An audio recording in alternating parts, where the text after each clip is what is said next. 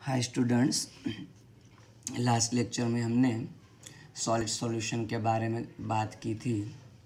आज हम बात करने वाले हैं solutions of solids in liquid and factors affecting the solubility of solids in a liquid solution.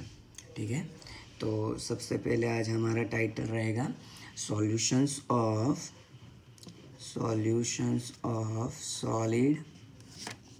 Solids in liquid.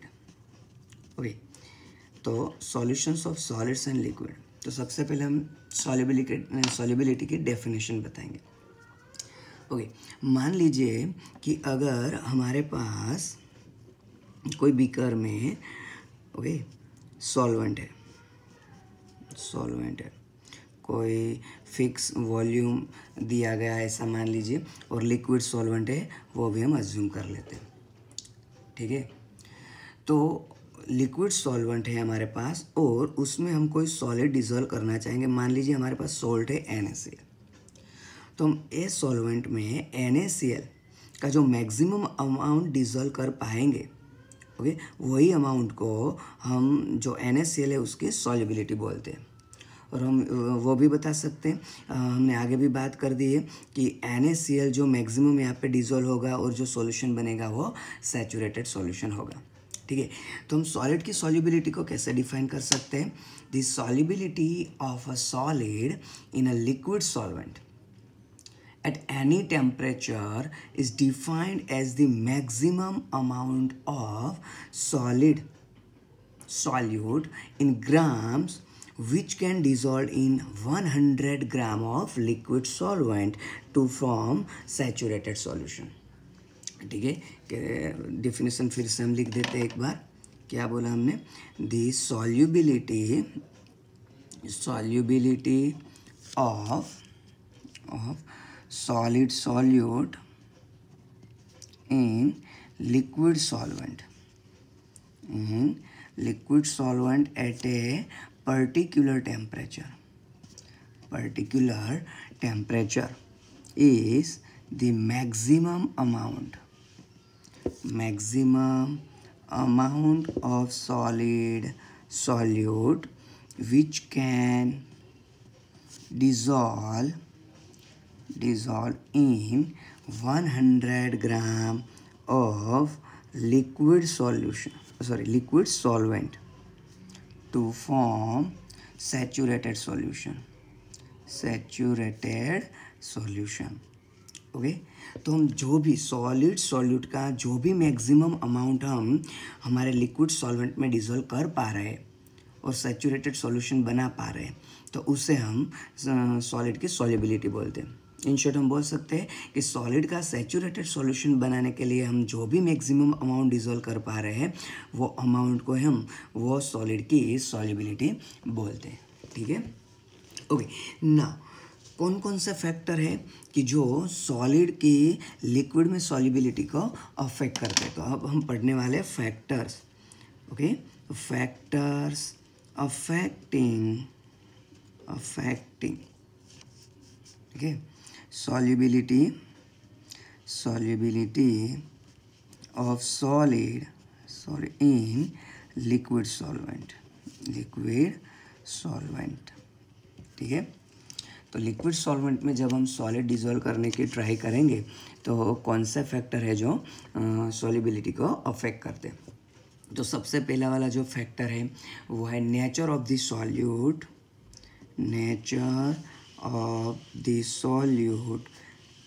And solvent particle. ठीक है, nature of the solute and solvent. तो हमने सॉल्यूशन चैप्टर में स्टार्टिंग में ऐसा पढ़ाया है कि सॉल्युबिलिटी के लिए हमें एक अच्छा सा हमारे पास जो रूल्स है लाइक डिजोल्व्स लाइक का, वो ओबे होना चाहिए। ठीक है, अगर पोलर सॉल्यूट है तो सॉल्वेंट भी पोलर रहना चाहिए, नॉन पोलर सॉल्यूट है तो सॉल्वेंट भी नॉन पोलर रहना चाहिए। तो वो जो हमारा रूल्स है लाइक डिजोल्व्स लाइक, अगर मैं बोल दूं कि मुझे नेप्थलीन को पानी में डिजोल्व करना है तो वो नहीं हो पाएगा, क्योंकि नेप्थलीन क्या है भाई? नेप्थलीन है वो नॉन पोलर है और पानी क्या है? पोलर है। लेकिन अगर मैं सॉल्ट ज़्यादातर मान ले KCl हमारे पास हो, KNO3 हो, ओके, सोडियम क्लोराइड है, उससे हम पानी में डिज़ोल्व करना चाहेंगे तो हो जाएगा, क्योंकि पानी भी पोलर है और NaCl KCl मैंने जो बताया एग्जाम्पल वो भी क्या है, पोलर है। ओके, तो ये वाला जो फैक्टर है nature of the solute and solvent, तो इतना सही कंसेप्ट हमें इसमें याद रखना है, like dissolves like, that means if solute is of polar nature then solvent, मान लीजिए ये बात जो मैंने लिखी है वो सॉल्यूट के लिए लिखी है, सॉल्यूट पोलर नेचर का होगा तो सॉल्वेंट भी क्या रहना चाहिए, पोलर नेचर का भी रहना चाहिए। ओके, एज फॉर एग्जांपल हम बता देते हैं कि NaCl इन वाटर, तो हमें मालूम है ए भी पोलर नेचर का है, H2O भी पोलर नेचर का है, ठीक है। तो यस, हम ये भी बोल सकते हैं कि क्यों पोलर सॉल्यूट पोलर सॉल्वेंट में ही डिजोल्व होते हैं। तो हम NaCl का एग्जांपल लिया तो वही समझ लेते हैं। मान लीजिए Na+ और Cl- हमने ऐसे करके लिख दिया है, ठीक है। और जो पानी होता है हमें वो भी मालूम है H2O, तो हमें मालूम है ऑक्सीजन की इलेक्ट्रोनेगेटिविटी ज़्यादा है, तो यहाँ पे -2 डेल्टा चार्ज रहेगा, यहाँ पे प्लस डेल्टा चार्ज रहेगा, यहाँ पे प्लस डेल्टा चार्ज रहेगा। तो जब हम NaCl को पानी में डालेंगे तो कैसे अरेंजमेंट हो जाएगा कि जो सोडियम है पॉजिटिवली चार्ज स्पीसीज है हमारे सॉल्यूट की, वो ऑक्सीजन, पानी का जो ऑक्सीजन जो कि नेगेटिवली चार्ज है, ओके, ऐसे स्पीसीज बनाएगा जिसे हम बोलते हैं हाइड्रेटेड फॉर्म। क्या बोलते हैं, हाइड्रेटेड फॉर्म। तो ये -2 डेल्टा है सारे के सारे, -2 डेल्टा, ठीक है। तो सोडियम है वो ऑक्सीजन थ्रू ऐसे अरेंज हो जाएगा, और जो क्लोराइड है हम कह सकते हैं कि इस तरह से वाटर मॉलिक्यूल आ जाएंगे, सॉरी, ये ऑक्सीजन, ये हाइड्रोजन रहेगा, फिर से हाइड्रोजन ऑक्सीजन ऐसे करके, तो ऐसा हम बोल सकते क्लस्टर बन जाएगा। जो सोडियम है वो ऑक्सीजन से क्लस्टर के थ्रू क्या हुआ है, घेरा हुआ है, और जो क्लोराइड है वो हाइड्रोजन से घेरा हुआ है, तो जिसे हम बोलते हैं एक्वियस NaCl और हाइड्रेटेड NaCl। तो पानी है वो सोडियम के पास और क्लोराइड है वो पानी है वो सोडियम और क्लोराइड दोनों के आसपास एक प्रोटेक्टिव लेयर बना देता है, जिससे सोडियम एंड क्लोराइड फिर से जुड़ नहीं पाएंगे। ओके, तो पोलर सॉल्यूट है वो पोलर सॉल्वेंट में डिजोल्व होगा। ओके, अगर मैं सॉल्यूट नॉन पोलर लूँगा, अगर हमारा सॉल्यूट नॉन पोलर रहेगा तो सॉल्वेंट भी क्या होना चाहिए, नॉन पोलर ही रहना चाहिए। ओके, जैसे कि हम एग्जांपल बता दें, ओके, नेफ्थैलिन, अगर हमारे पास नेफ्थैलिन हो तो सॉल्वेंट के लिए हमें नॉन पोलर सॉल्वेंट ही लेना है। मैंने बता दिया बेंजीन, जैसे कि नेफ्थैलिन है तो हमने बता दिया बेंजीन, ठीक है। अगर मैं नेफ्थैलिन को पानी में डालूंगा तो ऐसा कोई इंटरेक्शन नहीं बन पाएगा, ठीक है।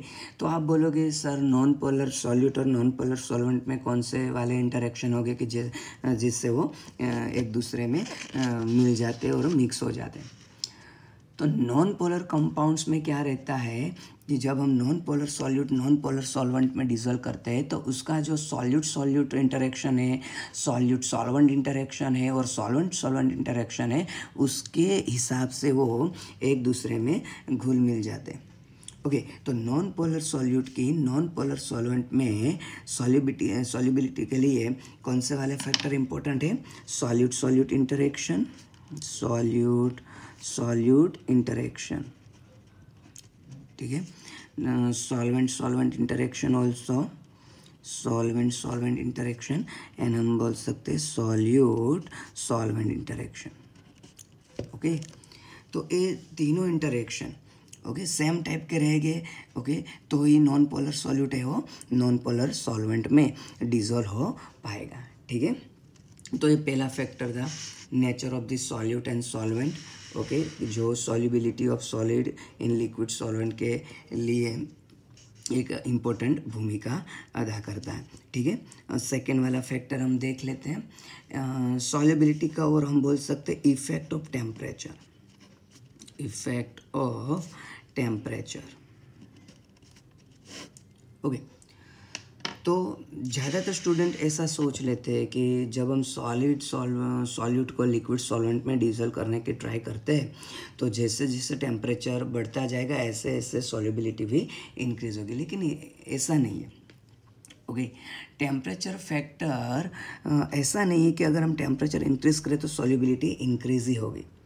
ओके, ये इफेक्ट को टेम्परेचर इफेक्ट के बेस पर हमने सॉलिड सॉल्युबिलिटी को हम फिर से 3 ग्रुप में डिवाइड कर देते हैं। ठीक है, सॉलिड सॉल्युबिलिटी को 3 ग्रुप में डिवाइड करके समझा देते हैं कि टेम्परेचर किस किस तरह से इफेक्ट करता है। ठीक है, तो एक हम ऐसे आयनिक सॉलिड बताते हैं कि आयनिक सॉलिड्स, ओके, ये ऐसा आयनिक सॉलिड है कि जिसकी जो सॉल्युबिलिटी है वो विथ इंक्रीज इन टेम्परेचर इस टाइप के आयनिक सॉलिड की सॉल्युबिलिटी डिक्रीज होती है। ओके, तो हम बोल देते हैं आयनिक सॉलिड्स वो सॉल्युबिलिटी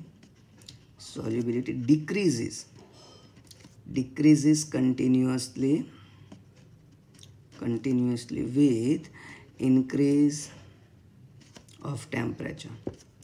ओके, तो इस टाइप के आयनिक सॉलिड तो ख़ास तौर पे कौन कौन से, तो ख़ास तौर पे हमें एग्जांपल याद रखना है, जैसे कि सोडियम कार्बोनेट मोनोहाइड्रेट। ठीक है, हम ये भी बोल सकते हैं lithium carbonate, okay, caesium sulphate. तो उस टाइप का आयनिक सॉलिड है कि अगर हम इसे पानी में डालकर हीट करेंगे तो टेम्परेचर के साथ सॉल्युबिलिटी क्या होती है, डिक्रीज होती है। ठीक है, ओके, दूसरा ग्रुप कौन सा वाला है, तो आयनिक solids whose solubility increases continuously with increase of temperature, तो उससे विरुद्ध है। ठीक है, तो ए टाइप के आयनिक सॉलिड है कि जिसका सॉल्यूशन बनाते वक्त हम जितना ही टेम्परेचर इंक्रीज करेंगे उतनी उसकी सॉल्युबिलिटी इंक्रीज होगी। ओके, जैसे कि हम एग्जांपल बता दें, जैसे कि सोडियम क्लोराइड है, पोटेशियम क्लोराइड है, okay, no doubt potassium nitrate भी हमारे पास है, सोडियम नाइट्रेट। ओके, तो इस टाइप के आयनिक सॉलिड होते हैं जिसका हम सॉल्यूशन बनाते वक्त जितना भी ज़्यादा हीट करेंगे उतनी सॉल्युबिलिटी इंक्रीज होगी। ठीक है, क्योंकि ये वाले सॉलिड जब हम सॉल्वेंट में डिसॉल्व करते हैं तो वो जो रिएक्शन है वो एंडोथर्मिक टाइप होती है।